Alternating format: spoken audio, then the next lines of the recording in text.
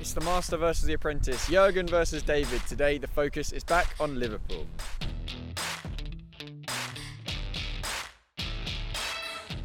We think of Klopp and Wagner as proponents of the same brand of football, and to some extent that is the case. But on Saturday, Wagner outclassed Manchester United by changing up his tactics.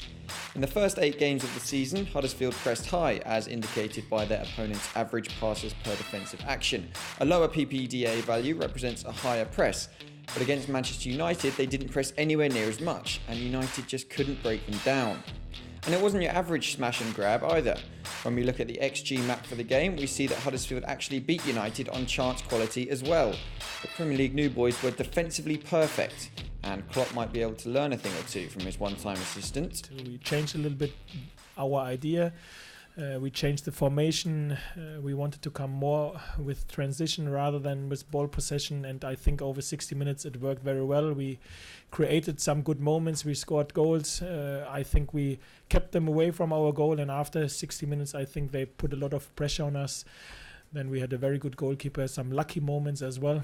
But all in all, I would say, even if it sounds unusual, it was a deserved result, which we've seen today from us against Man United.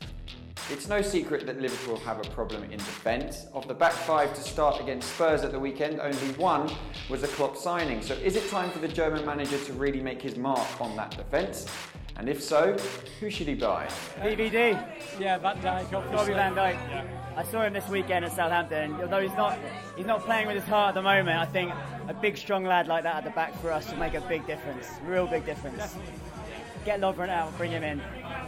I mean, I'm sure everyone's rooting for it. Van Dijk, just to get him partnered with Matip, that would be huge for us to have a little more confidence in the middle. And maybe, like it's worked for Mignolet, a little more competition for the centre-back spots to see the best come out of Lovren. Van Dijk.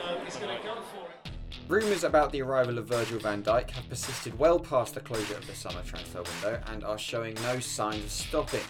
Although he's had precious few minutes so far this season, Van Dijk doesn't seem to have been distracted by any potential move to Anfield. When compared with his performances last season, he has won more aerial duels, made more blocks and key passes per 90 minutes, while also doing well to keep up his high standards across the other metrics on show here. Meanwhile, at the opposite end of the pitch, we've also spotted a markedly different Daniel Sturridge this season. Although Sturridge has only played 300 minutes in the Premier League this campaign, and mainly as a sub, it looks as if his role has changed slightly compared to his earlier seasons at Liverpool. He is taking just as many shots inside the box as he has previously, but he is also shooting more from outside, as well as creating more chances and completing more dribbles. When we look at his heat map, we see just how much more Sturridge is willing to link up with his midfield, as opposed to the out-and-out poaching role that he was once accustomed to.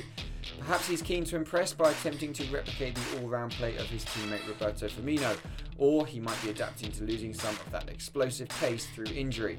Either way, he's not the player he was 3 years ago.